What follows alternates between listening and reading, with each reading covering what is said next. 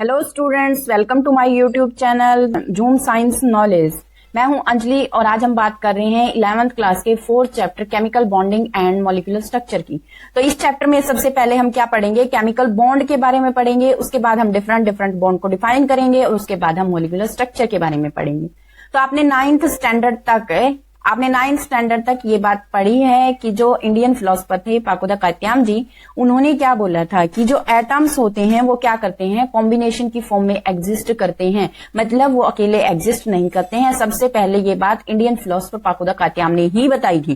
तो अगर मैं इस बात को लिखूं तो क्या लिख सकती हूं, atoms normally exist in A combined form. तो उन्होंने क्या बोला था कि जो एटम्स हैं वो किस फॉर्म में एग्जिस्ट करते हैं, कॉम्बिनेशन की फॉर्म में एग्जिस्ट करते हैं। बाद में इसी कॉम्बिनेशन का नाम क्या रख दिया गया था, मॉलिक्यूल्स।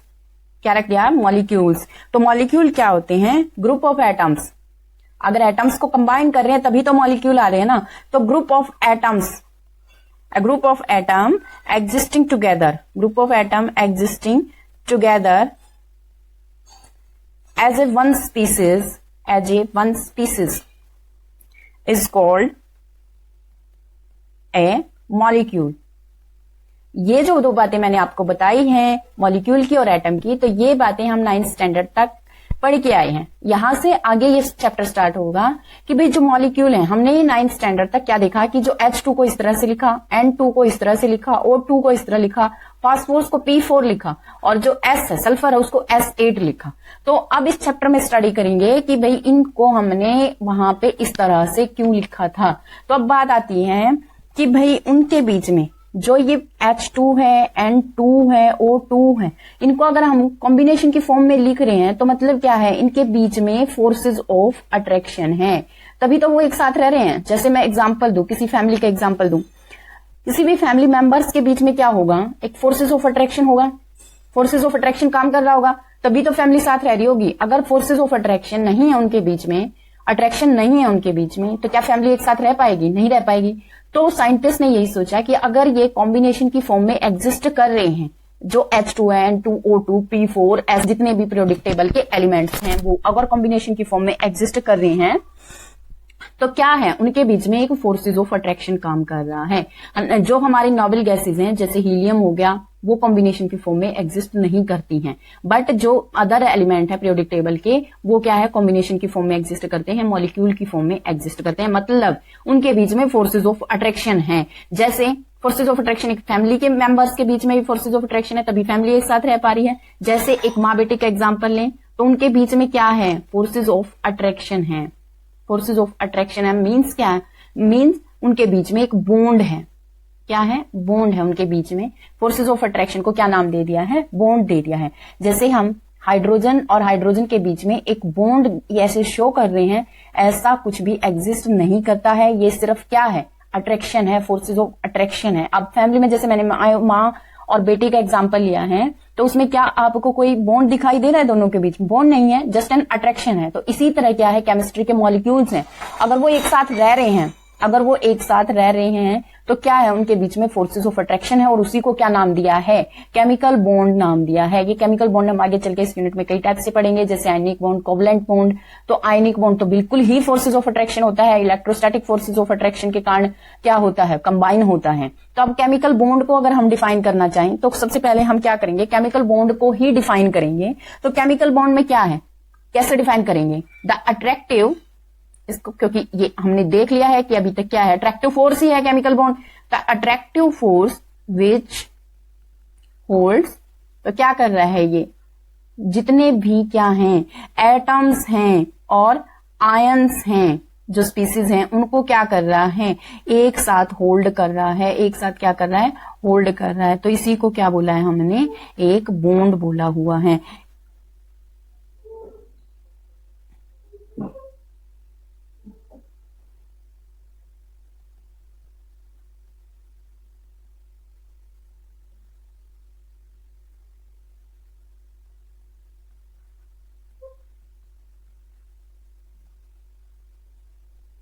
तो केमिकल बॉन्ड क्या है, हमें पता चला केमिकल बॉन्ड क्या है, the attractive force which holds various atoms ions together in a chemical species is called a chemical bond.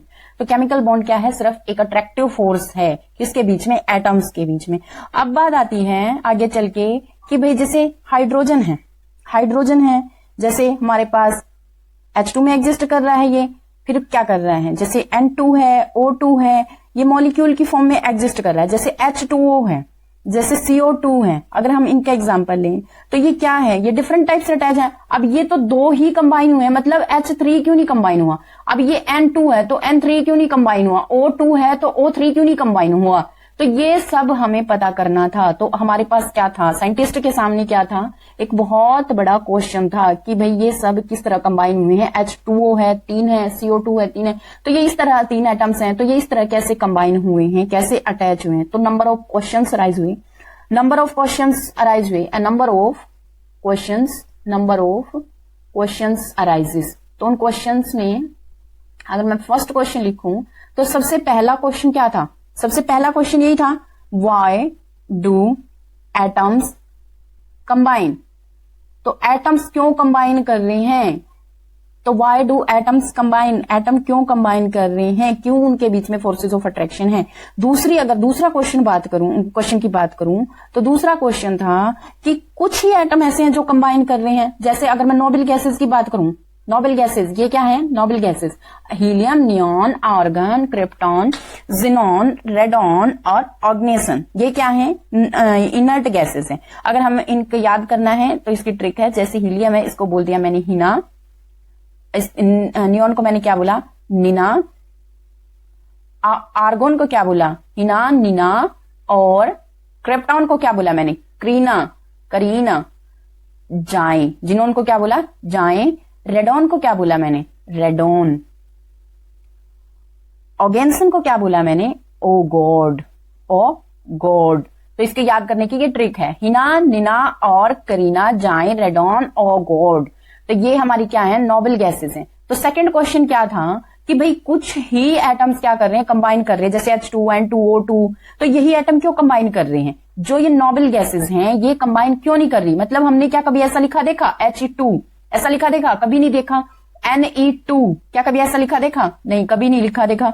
तो ये सेकंड क्वेश्चन क्या था, why do some atoms combine, कुछ ये एटम्स क्या है, कंबाइन कर रहे हैं, जैसे H2, O2, N2, लेकिन जो हमारे पास क्रिप्टॉन है Kr2 क्यों नहीं लिखा हमने, जिनोन 2 क्यों नहीं लिखा हमने, जो हीलियम है उसको हीलियम 2 क्यों नहीं लिखा, नियोन 2 क्यों नहीं लिखा। तो इस बात का, तो ये क्वेश्चन अराइज हुआ सेकंड। अगर मैं थर्ड की बात करूं, जैसे ये देखिए मैंने हाइड्रोजन को शो करा है ये बॉन्ड, तो इनको ही H2 की फॉर्म में क्यों लिखा हुआ है हमने।